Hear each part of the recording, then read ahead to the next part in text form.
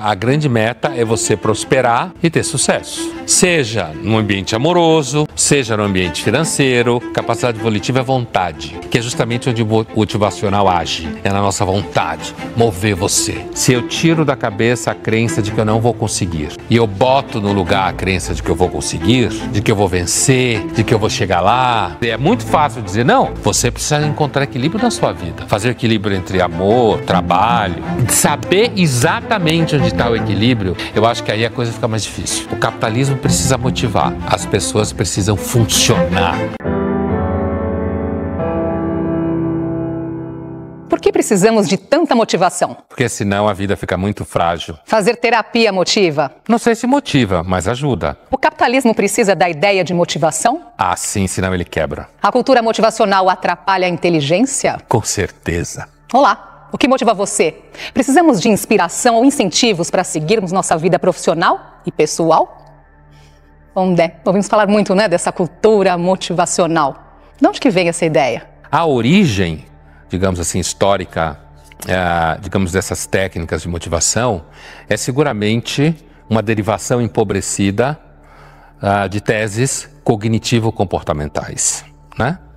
TCC, como se fala por aí, teoria cognitivo-comportamental. Eu não estou dizendo que a TCC é motivacional. A TCC é uma linha de terapia baseada em análises cognitivas, crenças, mudanças de crenças e comportamentos. Agora, seguramente, se a cultura motivacional, ou os livros motivacionais, ou profissionais que fazem treinamento motivacional no mundo corporativo, seguramente tem uma fundamentação na TCC. Por quê? Porque de forma empobrecida, o princípio é mudar crenças que não fazem bem, por crenças e comportamentos que podem ser mais produtivos. Se eu tiro da cabeça a crença de que eu não vou conseguir e eu boto no lugar a crença de que eu vou conseguir, de que eu vou vencer, de que eu vou chegar lá, só falta agora você imaginar a cena de gente berrando. Eu vou conseguir, eu vou conseguir, eu vou conseguir. E você tem aí o trajeto até o motivacional. Então quer dizer, é mudar crenças para alterar nossas ações. Sim, exatamente isso. Você muda crenças, daí você... Mudando crenças, você mudar comportamento, e mudando comportamento, isso interage sobre suas próprias crenças, porque você vai colhendo resultados, certo? Tem uma espécie de ciclo aí. Você vai colhendo resultados, esses resultados reforçam a mudança de crença, que reforça o vetor do tipo de comportamento. Se você coloca aí no foco a ideia de sucesso, ou de bater meta, ou o que for, você percebe o ciclo. E aí você chega... É claro que uma coisa é você fazer uma terapia, por exemplo, quem tem medo de escuro, quem não consegue enfrentar a entrevista de trabalho, quem não consegue transar, sei lá, qualquer coisa que você vai procurar uma terapia para mudar. Muita gente diz que a TCC tem impactos muito positivos e resultados mais rápidos, Mas o caso do motivacional, você pega isso e você joga completamente na ideia de fazer com que a pessoa seja mais produtiva. É diferente da psicanálise? Muito diferente, quer dizer... Não se bicam, O povo que faz psicanálise, o povo que faz TCC, não se bicam, Não estou dizendo que são inimigos, mas são visões psicoterapêuticas muito distintas. A psicanálise, ela parte do pressuposto... Primeiro, existem conceitos como inconsciente, Mesmo na psicologia analítica do Jung. Mas a psicanálise, ela parte do pressuposto que aquilo que o Freud chamava de história primitiva, ou primeva, da pessoa, ou seja... as relações dela com a mãe, depois com o pai, com o ambiente, quando é criança, bem criança, em alguns casos de psicanálise como do tipo nicotiana, bebê, tipo bebê mesmo, não só criança de 3 anos, 4 anos, 2 anos. Então a psicanálise, ela entende que você precisa fazer uma espécie de mergulho profundo nas memórias, na narrativa que você faz da sua vida, sua relação com a família, certo? Enquanto que uma terapia que é mais cognitiva comportamental, ela está focada em você chegar a resultados e ela é calcada na noção de que a consciência de alguma forma basta. Enquanto que a psicanálise está ali no inconsciente, É claro que a consciência conta, mas existem questões cuja raiz estão no inconsciente. Enquanto que a TCC, como outras linhas psicoterapêuticas, nesse caso não só a TCC, não trabalha com a noção de inconsciente nesse sentido, né? Mesmo se eu acreditar que eu tenho uma crença que existe um inconsciente que me domina, já é uma crença ruim. E nesse universo da cultura motivacional, nós temos o chamado coaching, que é um método que visa desenvolver competências, habilidades para alcançar objetivos pessoais e profissionais. Um estudo do mercado global de coaching, feito ano passado, mostra que 42% dos coaches brasileiros estão confiantes no crescimento da área nos próximos 3 anos. A que se deve tanto otimismo? Bom, se eles são tão otimistas é porque está funcionando o coach com eles, né? Porque, é claro, o coach como ele é aplicado hoje, né? Você tem uma história, eu lembro, sei lá, 20 anos atrás, 15 anos atrás, coaching era uma atividade mais circunscrita ao ambiente corporativo, né?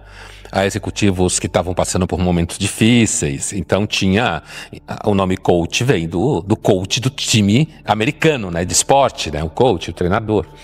Mas hoje o coach se transformou numa técnica que oferece resultados supostamente mais rápidos, né? Eu não estou nem entrando aqui nas críticas que se faz ao coach, como alguns profissionais não seriam confiáveis, né?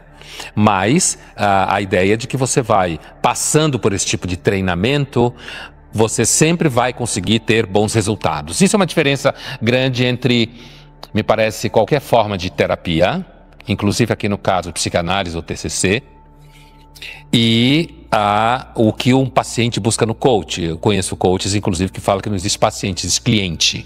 Porque eles deixam bem claro, porque não é psicologia, não é terapia, eles deixam isso bem claro, né? É algo diferente, aí é uma técnica que visa acabar com comportamentos que impedem as pessoas de atingir metas. Ter sucesso. Ter sucesso. Agora, metas para quê? Metas para quem? A grande meta é você prosperar e ter sucesso. Seja no ambiente amoroso, seja no ambiente financeiro, seja no ambiente existencial, por isso que é diferente, né? O produto que o coach vende é que você vai ficar feliz. A psicoterapia, seja ela qual for, não parte desse pressuposto que ela está vendendo para você felicidade. E tem uma outra coisa que eu acho que atravessa a terapia, quer dizer, o método do coach, é porque ele se alimenta também do que se chama de psicologia positiva. Né? A psicologia positiva, bastante fincado na tese de que você consegue empiricamente identificar certas crenças e certos comportamentos que geraram felicidade na sua vida ou geram felicidade em outras pessoas, e se você aplicar essas práticas empiricamente identificadas, você vai conseguir gerar felicidade. Então a ideia de que não há nada de errado em procurar felicidade na terapia, mas ainda assim é uma forma de terapia. O coach não é. O coach, você inclusive tem coach que é de final de semana. Você faz lá um treinamento, 3 dias, e sai de lá coach. Eu tenho um pouco de bode, porque eu sempre tenho um pouco de bode de quem está o tempo inteiro preocupado em vender alguma coisa. E o coach está preocupado em vender alguma coisa. A sua prosperidade, o seu sucesso. Que você vai bater as metas que você quer. Então você já não sabe quando ele está falando verdade ou não está, né? Então como que a pessoa não sabe se está dando certo ou não? Porque você atingiu a meta ou não, não fica claro assim? Eu não duvido que às vezes você fazendo certos treinamentos, você possa resolver questões pontuais. Mas imagine que você já é uma pessoa que tem uma história infantil, de que era comparada, porque você é muito tímida, você não é assertivo, sabe? Medroso, sei lá, alguma coisa assim. E aí você vai procurar uma solução como essa, achando que você vai passar a ser mais assertivo, né? Fracassa, ou seja, vai reforçar o trauma que você tinha. Então, acho que tem esse problema muito grave. Mas como você está falando de mercado, no final do dia o mercado está pouco se lixando, o que ele quer é vender, né? O que ele quer é ter resultado, bater meta, inclusive. Ela fala uma coisa que, assim, que uma palestra, ouvir uma história pode ser inspiracional, né? Que é um elemento que se usa muito em palestra motivacional. Não é por acaso que se leva muito esportista, né? Ou ex-esportista, que teve sucesso no esporte que praticava, para fazer palestra motivacional, né? E contar a própria história. E você pode levar, por exemplo, alguém que passou por uma situação muito difícil na vida, perdeu membros do corpo, né? Passou por situações psicologicamente difíceis e conseguiu de alguma forma virar o jogo, como se fala por aí, né? A questão que eu acho mais importante é que nesse problema aí do motivacional é porque essas palestras normalmente elas estão dentro de um contexto, né? Quando alguém paga uma pessoa para fazer uma palestra motivacional numa empresa, você tem um objetivo muito claro de que esse processo motivacional e inspiracional leve essa pessoa a bater meta. E aí, quer dizer, é claro que existem diferenças, mas eu acho que o contexto impacta muito. Não é à toa que motivacional e capitalismo andam de braços dados. Há risco dessa procura por resultados empobrecer talentos quando todo mundo busca a mesma coisa? Acho que sim, com certeza, né? Porque a obrigação de você entrar num sistema homogêneo de objetivos seguramente empobrece as pessoas. Por isso que eu acho que tem uma dimensão que esse mundo motivacional, ele é muito empobrecedor da vida. Quando o empresário leva um palestrante motivacional na empresa, ele está preocupado com o bem-estar dos funcionários ou com o negócio? Se ele for um bom empresário, no sentido de saber como lidar com seus funcionários, empregados ou colaboradores, como falam hoje, ele deverá estar preocupado com os dois. Porque quando você tem um grupo de pessoas que trabalham numa empresa e você tem um bom ambiente, é uma chance que isso se desdobre em melhores resultados. Agora a gente já colocou aqui que tem muita coisa boa nesse meio também, que nesses momentos pode te dar um insight, uma luz que te faz mudar o rumo, né? Então, o que é muito bom. Como algumas pessoas falaram aqui dos entrevistados, né? Em determinados momentos da vida, você de repente pode escutar alguma coisa que alguém fala e você não tinha pensado, né? E pelo fato da pessoa falar aquilo, de repente você diz, olha, não é que é o plim, né, sentido? que faltava, né? Então assim, sem dúvida nenhuma, nós seres humanos precisamos de muita ajuda, o tempo todo. Porque o que nos falta? Nos falta a capacidade de lidar com a imensidão de estímulos que a gente tem na vida, né? Entre outras milhares de coisas, a gente não tem capacidade cognitiva suficiente, não tem capacidade volitiva suficiente. Capacidade volitiva é vontade, que é justamente onde o motivacional age. É na nossa vontade, mover você, né? E, portanto, a possibilidade de que alguém vai dizer alguma coisa para você que vai lhe despertar, sempre é possível. Dependendo de quem você é e do quão experiente você é na vida, pode ser mais difícil você encontrar alguém que lhe traga alguma coisa nova que você não pensou. Eu não tenho dúvida de que a atividade coach impacta determinados resultados no mundo corporativo e na vida das pessoas. Antes de tudo, porque a gente é tão frágil e, de certa forma, coitado, como eu dizia antes, às vezes algum tipo de ajuda pode levar você a algum lugar mesmo. Agora, quando você faz um olhar macro, né? E é aí que está, eu acho que essa é uma das questões que lido com esse tipo de coisa, eu digo com o mundo corporativo e palestras e tudo, eu penso em que medida todo esse discurso sobre felicidade e resultado, que pode ajudar a empresa a ter resultados durante o tempo, o quanto isso adoece, certo? O quanto isso adoece um monte de gente. É claro que, por um lado, o adoecimento já é pressuposto, porque isso, por sua vez, alimenta o mercado de saúde mental, o adoecimento, né? Mas o fato é que essa ideia de que o critério é o resultado, que você vai conseguir chegar lá, isso é um critério, de um ponto de vista amplo da vida das pessoas, meio tosco. A mesma coisa é essa ideia de que um deles fala, se você sai aqui agora com a certeza que você está fazendo a coisa certa, que você está sendo íntegro, né? Eu acho especialmente interessante essa coisa de íntegro, porque é uma das coisas mais difíceis da vida você ser íntegro, principalmente quando você está no mercado de trabalho competitivo. Todo mundo que não mente sabe disso, certo? Mas, no entanto, uma das coisas que se vende nesse mundo do coach e do motivacional é essa pitadinha de ética. Você está sendo íntegro, você está sendo legal. É importante vender isso porque ajuda a pessoa a acreditar no que você está falando. Ele está dizendo que eu sou íntegro. Ele deve ser legal. Hora das perguntas que chegaram pelas redes sociais.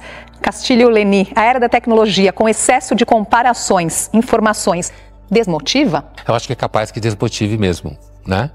Aí vai uma das questões que pode se colocar como contradições do aumento de circulação de informação. O aumento de circulação de informação é muito bom por uma série de razões, né? Mas ao mesmo tempo ele tem o seu lado B, digamos assim. Um Hegel diria tem o seu lado negativo, né? Que é justamente poder produzir, inclusive quase uma inércia decisória. Porque ainda você pode ser atingido pelo aquele sentimento de que você ainda não viu todas as possibilidades que você deveria ver para tomar uma decisão. Ou seja, que você está tomando uma decisão não tendo sido informado suficientemente. Isso pode acabar lhe desmotivando mesmo. Eu acho que é fato, pode acontecer mesmo. Agora, Pondé, quando nem o coach dá jeito, onde as pessoas devem procurar respostas? Quem procurar? Se a gente observa a experiência humana acumulada na história, muita gente procura a religião. A religião, digamos assim, é o território da experiência humana mais antiga no negócio de ajudar os outros. É claro que tem guerra, porque aí vem aquele cara anticlerical chato, diz, tem guerra, é claro que tem. Religião é invenção humana, portanto é a nossa cara. A gente tanto faz o bem quanto a gente faz o mal, né? Não vamos simplificando a coisa. Mas, muitas vezes, as pessoas procuram religião. É muito interessante, inclusive, porque hoje você tem cruzamento, por exemplo, de pastores com coach. Eu diria que um outro campo que muita gente busca é o campo de todo tipo de droga. Estou falando de droga lícita, né? Desde drogas homeopáticas, floral de bar da Califórnia, né? Procurar massagem, né? Fazer alguma forma de ginástica para descarregar tensão. Tem muita gente que se sente muito melhor justamente puxando cano, correndo pra cacete no bairro, certo? Ou tomando remédio mesmo de farmacêutica, né? A vida é difícil, sempre foi, continua sendo e sempre será. E a gente lança mão do que dá para enfrentar o dia a dia. Algumas pessoas lançam mão de coisas ruins, infelizmente. Hoje aí essa cobrança excessiva para o metas, não é? Por metas, resultados, e muitas pessoas acabam adoecendo. Tem dados sobre isso aqui, um da Associação de Medicina do Trabalho, mostrando que 30% dos brasileiros sofrem de burnout, que é o estresse crônico causado pelo ritmo de trabalho. Quando é que essa busca por metas pode adoecer? Eu acho que é justamente uma das coisas que muitos palestrantes dizem conhecer, é onde está o equilíbrio disso daí, né? Porque eu não tenho dúvida que tem pessoas que passam por burnout. É claro que existem muitos críticos que falam que é doença de rico, né? Porque quem é pobre não tem burnout, continua trabalhando indefinidamente. Mas independente dessa crítica, mas não tem um diagnóstico, não é? Ou não tem tempo de vivê-lo, não tem a condição material de vivê-lo, né? E inclusive não tem dinheiro para ter diagnóstico também, né? Assim, mas essa coisa de até onde a gente pode ir se dedicar ao trabalho e não entrar num quadro de exaustão que é o burnout, né? Essa ideia do equilíbrio, Andresa, eu acho que é um dos temas mais difíceis na época em que a gente vive. É uma das coisas mais vendidas é achar esse equilíbrio. Eu não acho que esse equilíbrio é fácil. Eu acho que esse ponto de equilíbrio depende de muitas variáveis, a começar da personalidade. Temperamento, é destino. Talvez você seja uma pessoa que tem um temperamento tal que você seja naturalmente mais indiferente ao que pensam sobre você, certo? Indiferente ao que falam sobre você. Você pode ser simplesmente mais inteligente, mais capaz de lidar com mais variáveis ao mesmo tempo do que os outros, né? Então, por isso que a ideia de buscar o equilíbrio é uma ideia fácil de vender, né? Porque é claro que a gente percebe, tem um exagero aqui. Eu posso ir até aqui, mas daqui eu não devo passar. Mas na prática, no chão da vida real, né? Quando é que você vai saber que você deve se esforçar mais para garantir a casa própria? Para dar um exemplo bem banal. O problema não é que eu não acredito que o tema do equilíbrio não seja importante. Eu acho que é importante. O que eu desconfio profundamente é que alguém saiba onde está isso. Entendeu? Saiba dizer, é muito fácil dizer, não, você precisa encontrar equilíbrio na sua vida. Fazer equilíbrio entre amor, trabalho, é fácil. Solução mágica que não existe. Agora, né? Saber exatamente onde está o equilíbrio, levando-se em conta, inclusive, variáveis que envolve, eu acho que aí a coisa fica mais difícil. E agora disfarçar o esgotamento, né? Fingir que está sempre tudo bem, está tudo fácil, vamos tocando em frente. O que leva as pessoas a esconderem o que estão sentindo? Eu acho que vergonha. A ideia muito comum hoje em dia que você mostrar que você está perdendo pega mal para você, né? Que você está sendo fraco, né? E é o fato de que, de repente, você perde o trabalho que você tem, perde a oportunidade. Pega, por exemplo, uma pessoa que foi demitida, né? E aí você recebe, antes era por e-mail, agora por WhatsApp. Você recebe aquelas mensagens assim: Minha trajetória em X, enfrentei muitos desafios, eu gostei muito, foi uma experiência muito produtiva, só que eu percebi que está na hora de eu procurar novos desafios e novos projetos. Subtexto, fui demitido. Eu acho que quando ela fala que não é uma palestra motivacional que vai fazer virar o jogo, no sentido da pessoa, de repente, começar a ser mais produtiva, eu acho que isso é a mais pura verdade empírica. Né? Vem um cara aqui, fala 45 minutos, todo mundo berra e a partir daí você vai de repente se sentir melhor, entregar coisas melhores, se comprometer mais com o que está fazendo. De fato não. O capitalismo precisa motivar. As pessoas precisam funcionar, né? O nível funcional da vida, ele se tornou muito mais radical do que era no século XIX ou no século XIX, ou mesmo no XX. A gente percebe claramente como jovens de 20, 22 anos hoje são infinitamente mais ansiosos do que, por exemplo, a minha geração, quando tinha 20, 22 anos. Infinitamente mais ansiosos, né? E isso é um problema. Esse problema é o problema da saúde mental, a qual ela se referiu, né? Que eu acho que esse é um dos grandes problemas no século XXI. Sem dúvida. É uma grande fronteira do capital, no sentido de gerar dinheiro, gerar negócio. E, ao mesmo tempo, é um absoluto problema real, o problema da saúde mental. E ninguém sabe exatamente o que fazer. Porque as pessoas que trabalham nesse mercado, elas normalmente trabalham fazendo uma espécie assim de controle de danos. Entendeu? Controle de danos. Tem adoecimento aqui, tem muito estresse ali, então eu vou contratar alguém que toca nesse assunto, que tem uma ideia tal, que escreveu um livro sobre isso, mas isso é tudo controle de danos. Não é prevenção, né? Não é prevenção, porque na realidade ninguém sabe como fazer essa prevenção e continuar produzindo riqueza.